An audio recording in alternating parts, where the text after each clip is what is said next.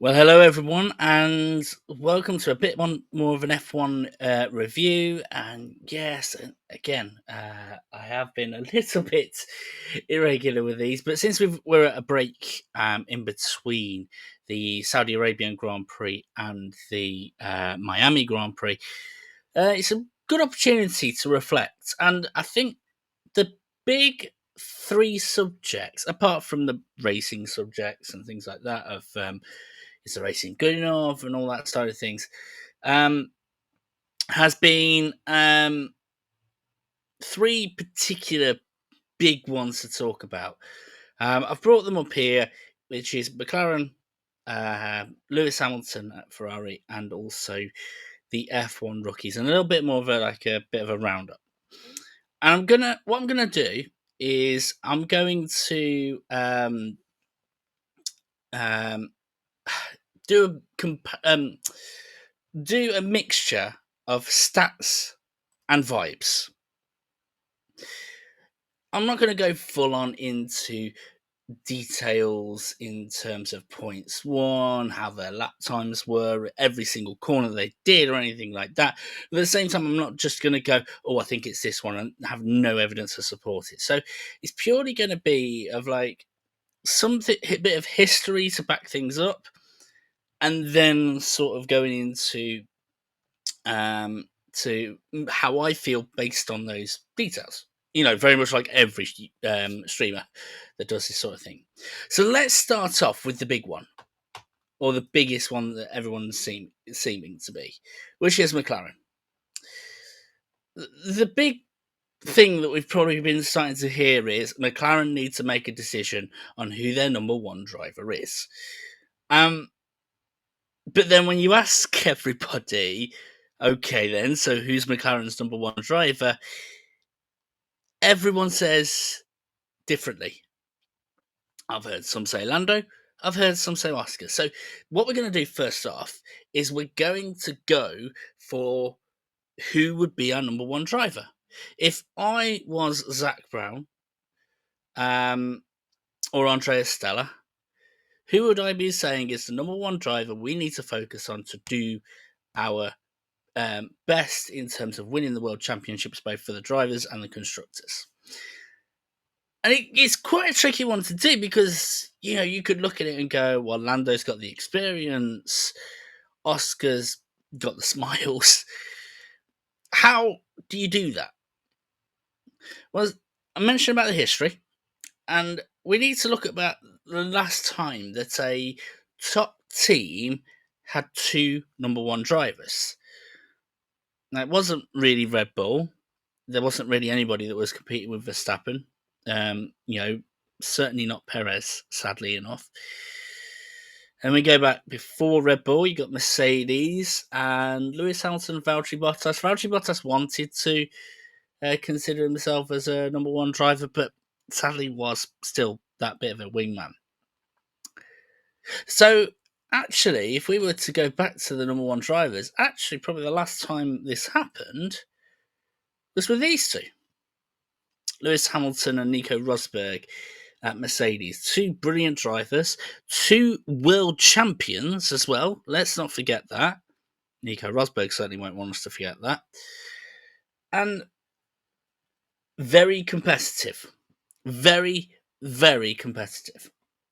Now, I've chosen this scene for a reason because this is going to be the picture that sort of helps me define who the top driver is out of the two. Because this was the infamous time when Nico Rosberg had a little bit of a huff with Lewis Hamilton and threw the Pirelli cap back at Lewis Hamilton, and Lewis was like, okay, fine, I'll just wear my hat then. Now, here's a question. If you were to put Lando and Oscar in this picture, who would be the more likely to be the one sitting in a chair and throwing a cap at the other driver? As hard as I try, I cannot put Oscar in that seat. Oscar is way too chilled, way too calculated, way too methodical to be like that. Like, it would take for Lando Norris to do an Ayrton Senna and drive him off the road for him to have any sort of reaction close to that. If anything, Oscar Piastri is the chill guy that's like, okay, I'll get on with it. And Lando Norris is more likely the one to react emotionally. After all, we've seen him do that.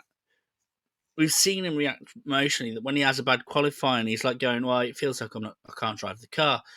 It feels like I'm rubbish. I'm rubbish at this. I'm rubbish at that." It's very an emotional reaction.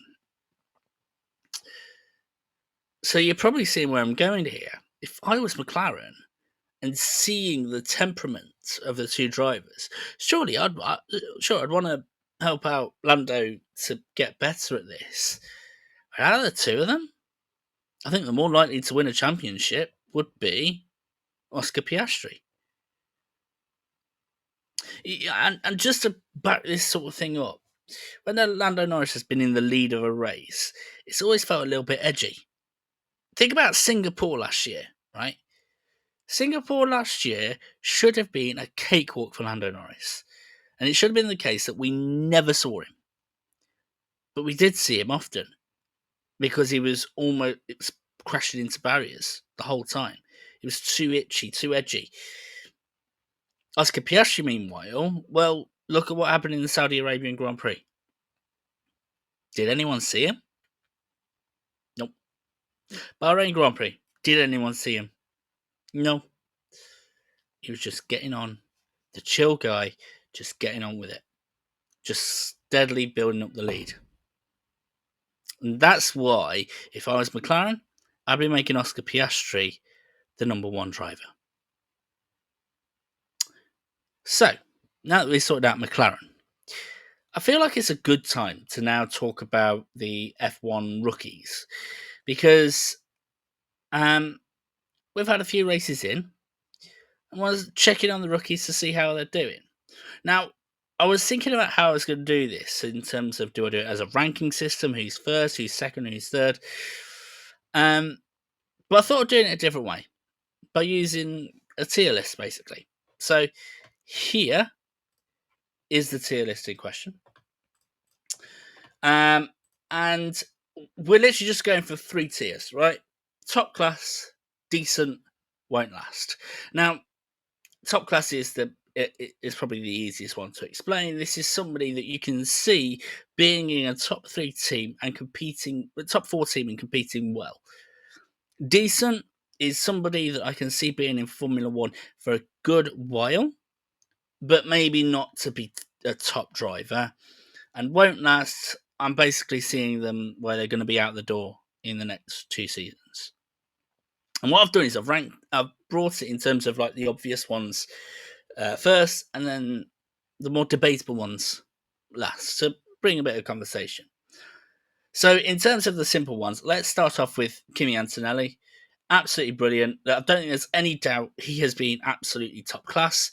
And I think he's going to continue to be. This definitely gives over feelings that he could end up being a number one driver if George Russell ended up leaving. Could be a while, but that could be the case. In a similar sort of way, due to the way that Alpine is giving him a little bit of a hard time already, and the way that the structure is, I think Jack Doohan's in a situation where sadly won't last. I can see him being in endurance racing or maybe like Formula E, but I just can't see him in Formula One. Maybe IndyCar actually. I don't know why. His gutsiness gives me IndyCar vibes. Then we've got Liam Lawson. Now, Liam Lawson, for me, it's very rare that you see somebody who goes from Red Bull to the sister team and not struggle. Now, thankfully, we've had good news of that in terms of Gasly, in terms of Albon, that they've done well eventually. But you look at Ricardo and, yeah, not quite the same. So I think this is a bit of a question mark. Now, for me personally, I think Liam has been thrown into the deep end, and I think he's going to start drowning. He's struggling, and Red Bull will throw him away. And again, I think it's a situation where, sadly, I don't think he's going to last. I think, again, we could see this guy in IndyCar, in Formula E, in endurance championships doing well. He is certainly a top driver, but I think that the Red Bull program is going to screw him over ultimately. Then we come to Ollie Behrman, and again, fairly simple conversation in terms of this. I think Ollie Behrman is going to be a decent driver. I can't see him being a top driver in a top team. I think his limits might be being a number two driver for like a top team like Ferrari, like Mercedes, or being similar to Esteban Ocon, where it's like top driver for mid-table team. And now we come to the two real conversation parts, is Gabby Bortoleto and Isaac Hadjar. Now, Gabriel Bortoleto is a bit of a weird one because we've not really seen that much of him. And that's probably down to the fact of how bad the Sauber is. But the thing is that I'm starting to see him grow into it. His qualifying hasn't been bad. Yes, he's drowned a little bit in the races, but qualifying's a good start at the very least. And if he shows that sort of headlines of getting into Q2 quite easily, maybe just about missing out on Q3, I think other teams will start looking at him. It gives over. Do you know what it sort of gives over? Is mini Ricardo vibes. Not full on Ricardo vibes, by the way, but similar to Ricardo at HRT, where he's doing well, he's competing well for the machinery, and we won't see him properly until mid team nabs him up. And I can see that happening. I genuinely could see in the next couple of years a mid table team going for Gabby Bortoleto. So I'm going to put him in decent. And now we come to Isaac Hadjar, where if we were to base this off the first race of the season, a lot of us would have been fearing the worst for Isaac. Let's be honest. But weirdly, the Red Bull situation has just put him in a really interesting situation where he's starting to grow. He's the point scorer for Visa Cash App RB. He's the one that's getting the good points. And we're only 5 races in. Now, here's the thing. He has been climbing the ladder. Like I say, from on race 1, I was like, oh no, he's not going to last. He's being described as embarrassing by Helmut Marko. That's never a good sign in the Red Bull family, no matter how incorrect Helmut Marko is. So we were putting him in the right last category. Then he was slowly getting closer and closer to Yuki Tsunoda. Not quite getting there, but you're like, okay, this is decent. And now with Liam Lawson going from Red Bull to V-Carb,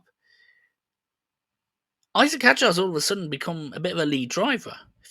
And right now, he's sort of in this midpoint between decent and top class. So I'm going to stick my neck out on the line here. I'm going to say he's a top class driver. I think the only thing that means that Kimi Antonelli's been outperforming him is literally been the machinery.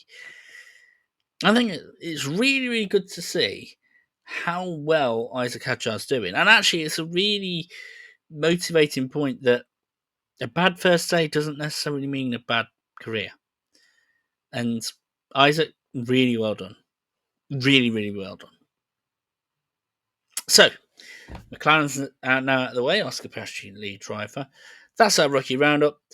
Now, probably the solidly big subject here. Lewis Hamilton. Has he made a mistake in going to Ferrari? Is this the end for Lewis Hamilton?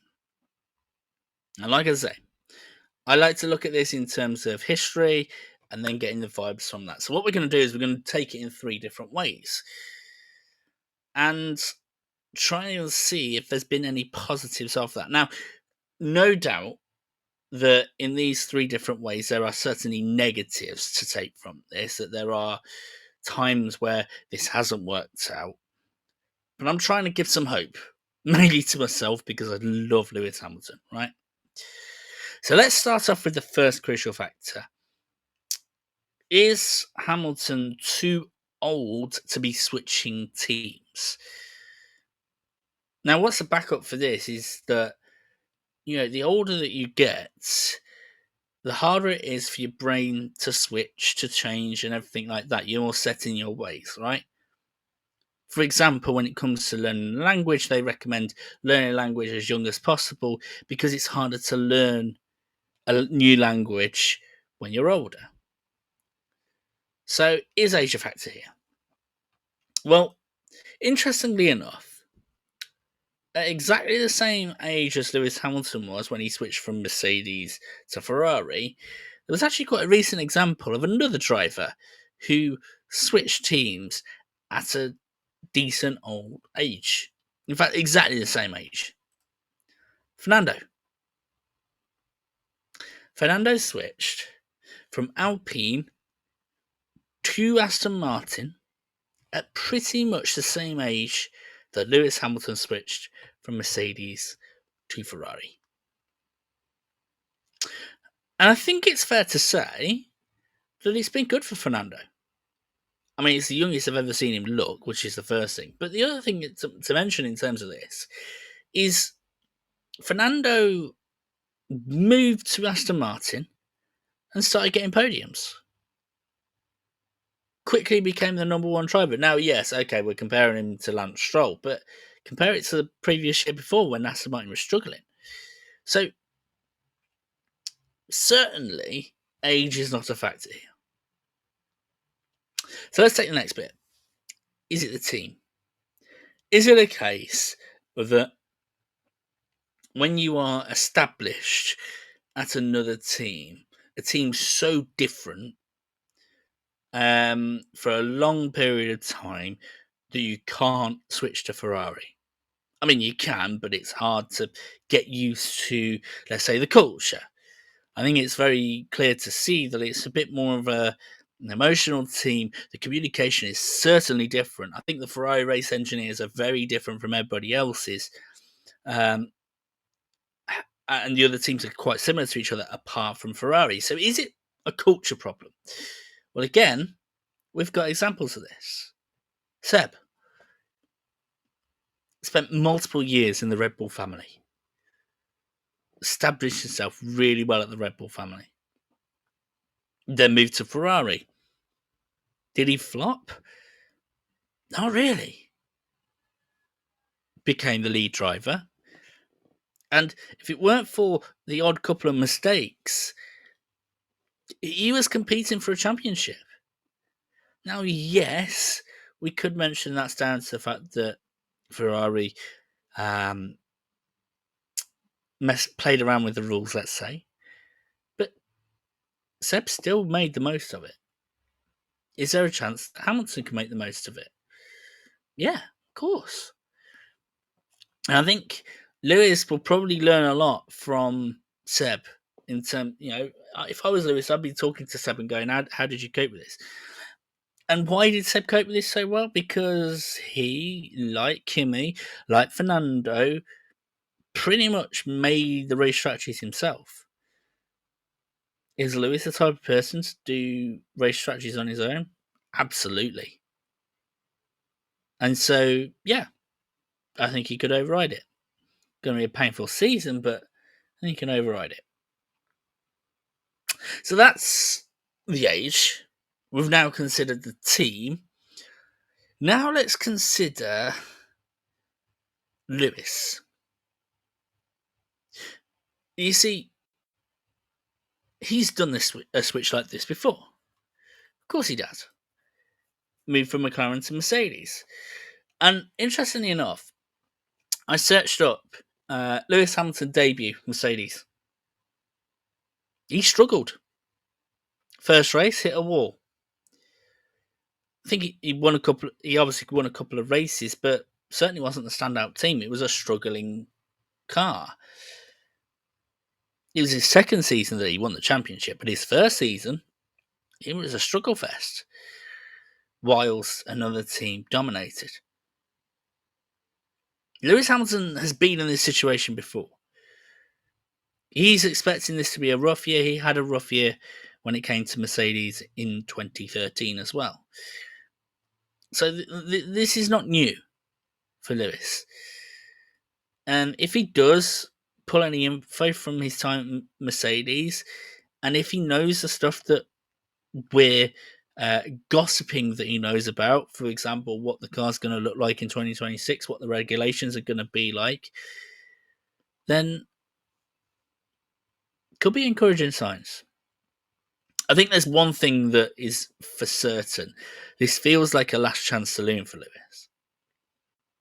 I can see Lewis getting disheartened and maybe wanting to take an early retirement if it doesn't work out. But we'll see. We will see.